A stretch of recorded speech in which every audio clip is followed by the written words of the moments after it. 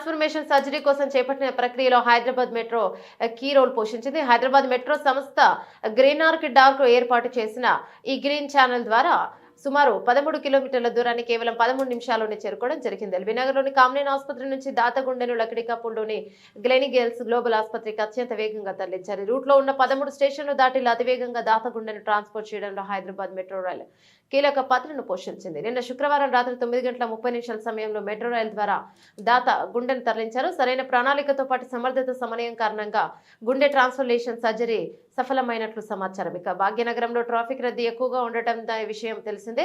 అందుకే గుండె తరలింపులు ఆలస్యం కావద్దనే ఉద్దేశంతో మెట్రో రైల్లో దాన్ని పంపించారు.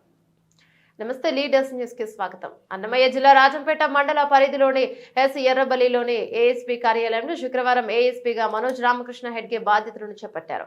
సందర్భంగా డివిజన్ పరిధిలో సిఐ ఎస్ఐ సిబ్బంది ఏఎస్పీకి బాధ్యతల స్వీకరణ శుభాకాంక్షలు తెలియజేశారు. ఈ సందర్భంగా ఏఎస్పీ మాట్లాడుతూ శాంతి భద్రతలు కల్పించేందుకు ప్రజలు మీడియా ప్రతినిధులు సహకరించాలన్నారు. వ్యవస్థ బాగున్నప్పుడే సమాజంలో శాంతి భద్రతల సమస్యలు తలెత్తవన్నారు.